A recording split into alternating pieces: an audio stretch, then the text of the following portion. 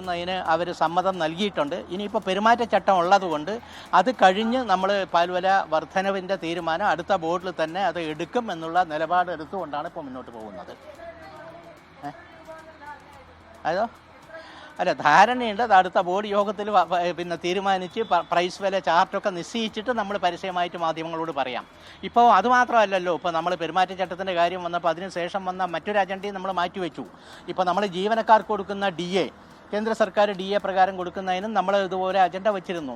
പക്ഷേ പെരുമാറ്റച്ചട്ടം നിലവിലുള്ള സാഹചര്യത്തിൽ അതും നമുക്ക് അടുത്ത ബോർഡിൽ മാറ്റാമെന്ന് പറഞ്ഞ് 2-3 അജണ്ട പെരുമാറ്റച്ചട്ടത്തിൻ്റെ സാഹചര്യത്തിൽ മാറ്റിവെക്കുന്നതിന് വേണ്ടി നമ്മൾ തീരുമാനം എടുത്തു. നമ്മൾ ഈ കർഷകരെ സഹായിക്കുന്നതിന് കർഷകരുടെ പ്രസ്ഥാനം എന്നുള്ള നിലയിൽ ഞങ്ങൾക്കൊക്കെ താല്പര്യമുള്ള വിഷയമാണ്. അവരെ പാൽവില കൂട്ടി സഹായിക്കണമെങ്കിൽ സഹായിക്കാം. പക്ഷേ നമ്മളെടുത്തൊരു നിലപാട് പാൽവില കൂട്ടുന്നത് വൈകിപ്പോയതുകൊണ്ട് കർഷകർ ബുദ്ധിമുട്ടാതിരിക്കാനായി അവർക്കുള്ള ഉൽപ്പാദന ചെലവ് കുറവാക്കുന്നതിന് വേണ്ടി പരമാവധി സഹായങ്ങൾ നമ്മൾ ചെയ്തുകൊണ്ടിരിക്കുന്നുണ്ട്. കാലിത്തീറ്റ സബ്സിഡിയും മറ്റൊക്കെ ചെയ്തുകൊണ്ടിരിക്കുന്നുണ്ട്. അപ്പോൾ എറണാകുളം യൂണിയനിലുണ്ടാവുന്ന പ്രശ്നം അവരുടെ യൂണിയനിൽ കർഷകരുടെ പ്രശ്നങ്ങൾ നമുക്ക് മനസ്സിലാക്കാവുന്നതാണ്. നമ്മൾ ഈ കാലിത്തീറ്റ സബ്സിഡി 300 രൂപ കൊടുക്കുമ്പോൾ എറണാകുളം യൂണിയനിൽ മിൽമയുടെ കാലിത്തീറ്റ സബ്സിഡി നിരക്കിൽ കൊടുക്കുന്ന സംഘങ്ങളുടെ എണ്ണം വളരെ പരിമിതമാണ്.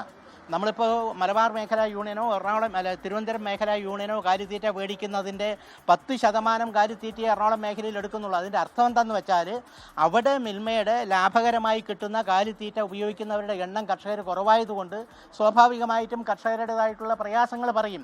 അതായിരിക്കും യൂണിയൻ ഒരു പ്രശ്നം വരാൻ പോകുന്നത്. 4-ാം തീയതിക്ക് ശേഷം ഒരു ഭരണമാറ്റം ഉണ്ടാവുകയാണെങ്കിൽ പുതിയ സർക്കാരിൻ്റെ ഒരു അനുമതി നിങ്ങൾക്ക് വേണ്ടി വരില്ലേ?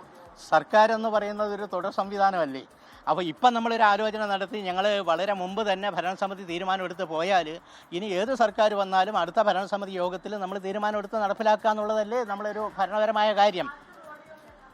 അത് തീരുമാനിച്ചിട്ടില്ല. ആ ഒരു ബോർഡ് യോഗം തീരുമാനിക്കാം. ഏതാ അല്ല, ധാരണയാവുന്നത് അടുത്ത ബോർഡിൽ നമ്മൾ പ്രൈസ് വില ചാർട്ടും വെച്ചുകൊണ്ടാണ് നിൽക്കുന്നത്. ഏകദേശം ഇപ്പോൾ മാധ്യമങ്ങളിലൂടെ നമ്മൾ കേൾക്കുന്നത്, ഞങ്ങൾ വില വർധനവിൻ്റെ കാര്യം പറഞ്ഞില്ലെങ്കിലും നിങ്ങളൊക്കെ തന്നെ പാൽ വില വർദ്ധിപ്പിച്ച് കഴിഞ്ഞു. കാരണം 10 രൂപ എന്ന് ആദ്യം പറഞ്ഞു, പിന്നീട് 6 രൂപ എന്ന് പറയണു, പിന്നെ 4 രൂപ പറയണു, ചിലരൊക്കെ 2-3 രൂപ എന്നൊക്കെ പറയുന്നുണ്ട്. അപ്പോൾ അതങ്ങനെ നിൽക്കട്ടെ. നമ്മൾ ഏറ്റവും കൂടുതൽ കർഷകരെ ബുദ്ധിമുട്ടിക്കാത്ത, അതോടൊപ്പം തന്നെ കൺസ്യൂമേഴ്സിന് ഭാരം അടിച്ചേൽപ്പിക്കാത്ത വിധത്തിൽ ബാലൻസ് ചെയ്തുകൊണ്ടുള്ള ഒരു പ്രൈസ് റിവിഷനാണ് നമ്മൾ മനസ്സിൽ കാണുന്നത്. അപ്പോൾ അത് വെച്ചിട്ട് നമ്മൾ അടുത്ത ബോർഡ് യോഗത്തിൽ നിശ്ചയമായിട്ടും ഒരു തീരുമാനം എടുത്ത് മുന്നോട്ട് കൊണ്ടുപോകാനാണ് നിൽക്കുന്നത്. അതുവരെ കർഷകരെ സഹായിക്കുന്ന നിലപാടുകൾ മിൽമ എടുത്തത് കൊണ്ടാണ് കഴിഞ്ഞ സാമ്പത്തിക വർഷം നമുക്ക് 13% സംഭരണ വർധനവുണ്ടായിട്ടുള്ളത്. അപ്പോൾ പാൽവില കൂട്ടാതെ കർഷകർ പ്രയാസപ്പെട്ട് പോവുകയാണെങ്കിൽ ഈ 13% സംഭരണ വർധനവ് ഈ അടുത്ത കാലത്ത് കഴിഞ്ഞ 10 കൊല്ലത്തിനകത്തുണ്ടായിട്ടില്ല. ഏറ്റവും കൂടുതൽ സംഭരണം ഉണ്ടായ ഒരു വർഷം എന്ന് പറയുന്നത് കോവിഡ് ഉണ്ടായ സമയത്ത് 2 വർഷമാണ്. അന്ന് തന്നെ നമ്മുടെ സംഭരണം 15,30,000 ലിറ്ററാണ് നമ്മൾ പരമാവധി സംഭരിച്ചിട്ടുള്ളത്.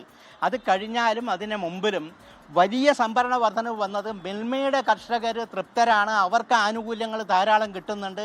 മിൽമയ്ക്ക് കിട്ടുന്ന ലാഭത്തിൻ്റെ മൃഗീയ ഭാഗവും 92.5% കർഷകർക്ക് കാലിത്തീറ്റ സബ്സിഡിയും അതുപോലെ മറ്റ് ആനുകൂല്യങ്ങൾ കൊടുക്കുന്നത് കൊണ്ട് അവർ തൃപ്തരാണ്. പക്ഷേ എൻ്റെ സഹപ്രവർത്തകരായ എറണാകുളം യൂണിയൻ്റെ പ്രശ്നം ഞാൻ മനസ്സിലാക്കുന്നത്, അല്ലെങ്കിൽ ഞാൻ അസ്യൂം ചെയ്യുന്നത്, അവിടുത്തെ കർഷകർക്ക് ഇത്തരം ആനുകൂല്യങ്ങൾ വേണ്ടത്ര കാലിത്തീറ്റ സബ്സിഡി കിട്ടുന്നില്ല എന്നുള്ളതാണ് അവരുടെ കാലിത്തീറ്റ ഇടിവിൻ്റെ അളവ് കൊണ്ട് മനസ്സിലാക്കുന്നത്. ഉദാഹരണം, നമ്മളൊരു 3500-4000 ടണ്ണ് മലബാർ മേഖലാ യൂണിയനിൽ എടുക്കുമ്പോൾ എറണാകുളം യൂണിയനിൽ ഇപ്പം നമ്മൾ ഭരണസമിതി ചർച്ച ചെയ്യുമ്പോൾ തന്നെ വന്നത് 300 ടണ്ണിൻ്റെ താഴെയാണ്. അപ്പോൾ എത്രയധികം കുറവാണ് കർഷകർക്ക് ഈ സബ്സിഡി റേറ്റിൽ കാലിത്തീറ്റ കൊടുക്കുക എന്നുള്ളതാണ്. സ്വാഭാവികമായിട്ടും 300 രൂപ കുറവിൽ ഒരു ചാക്ക് കാലിത്തീറ്റ കിട്ടാതിരിക്കുമ്പോൾ കർഷകർ പ്രയാസത്തിലാകും. അത് എൻ്റെ സുഹൃത്തുക്കളായിട്ടുള്ള ഭരണസമിതി അംഗങ്ങളോട് നമ്മൾ കഴിഞ്ഞ കാലങ്ങളിലും പറഞ്ഞത് ഇപ്പോഴും പറയുന്നതാണ്. അവിടെ കാലിത്തീറ്റ മിൽമയുടെ ഈ ലാഭകരമായ കാലിത്തീറ്റ കർഷകരിൽ എത്തിച്ചുകൊണ്ട് അവരത് ഉപയോഗിക്കുന്നതിന് പ്രാപ്തരാക്കിയാൽ ഒരു പരിധിവരെ കർഷകരുടെ പ്രയാസങ്ങൾ പരിഹരിക്കാൻ കഴിയുമെന്നാണ് നമ്മൾ മനസ്സിലാക്കുന്നത്. രാഷ്ട്രീയം ഉണ്ടല്ലോ. അപ്പോൾ അങ്ങനെയാണെങ്കിൽ ഡിസംബറിൽ തീരുമാനം എടുത്തതല്ലേ? കഴിഞ്ഞ ഡിസംബറിൽ നമ്മൾ തീരുമാനം എടുത്തതാണല്ലോ. പ്രത്യേക സാഹചര്യം കൊണ്ട് പോയി. ഇന്നിപ്പോൾ നിങ്ങളോട് ആമുഖമായിട്ട് നമ്മൾ എന്താ പറഞ്ഞത്? അടുത്ത ഭരണസമിതി യോഗത്തിൽ ഉചിതമായ തീരുമാനം എടുത്ത് നടപ്പിലാക്കും. ഇനി സർക്കാർ ഏതായാലും ഒരു സർക്കാരിൻ്റെ തുടർച്ചയായതുകൊണ്ട് രാഷ്ട്രീയ തീരുമാനമെന്ന് അവർക്ക് അങ്ങനെ ഉന്നയിക്കാനുള്ള അവകാശത്തെ ഒന്നും നമ്മൾ നിഷേധിക്കുന്നില്ല. അതൊക്കെ അവരുടെ അവകാശം തന്നെയാണ്. പക്ഷെ അവരെടുക്കുന്ന നിലപാട് രാഷ്ട്രീയമല്ലേ എന്നുള്ള ചോദ്യത്തിന് മറുപടി പറയാൻ കൂടെ അങ്ങനെ വരുമ്പോൾ ബാധ്യസ്ഥരാകും.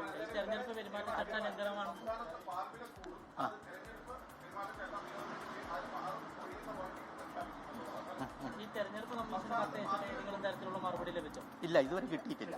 അത് കിട്ടുന്നുള്ള പ്രതീക്ഷയിലാണ് ഇന്ന് നമ്മൾ ബോർഡ് യോഗം വെച്ചത്. അപ്പോൾ അവരും പറഞ്ഞ എറണാകുളം യൂണിയൻ്റെ ഭരണസമിതി അംഗങ്ങൾ ഉണ്ടാവുന്ന വേദിയിൽ തന്നെയാണ് ഇത് സംസാരിച്ചത്.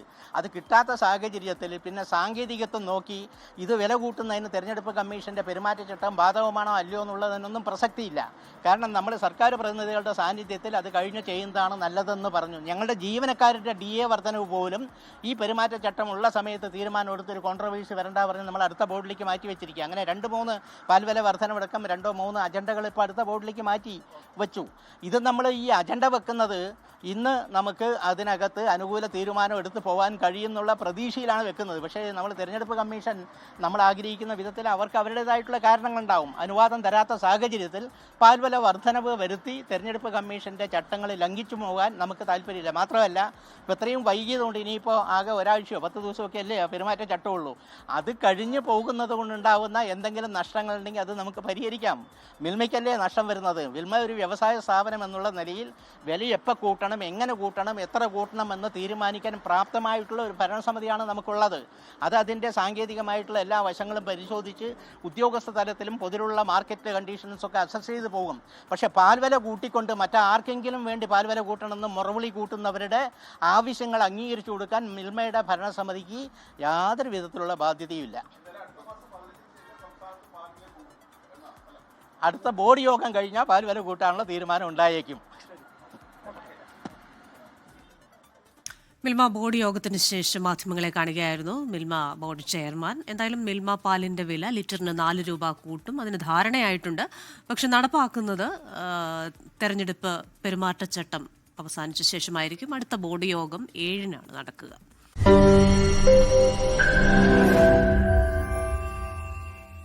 ലോകത്തെവിടെയായാലും ഏത് സമയത്തും 24 വാർത്തകളും ഓഗ്മെന്റഡ് റിയാലിറ്റി പാക്കേജുകളും എക്സ്പ്ലെയിനറുകളും വിശദമായി കാണാൻ ഞങ്ങളുടെ യൂട്യൂബ് ചാനൽ നിങ്ങൾക്ക് സബ്സ്ക്രൈബ് ചെയ്യാം.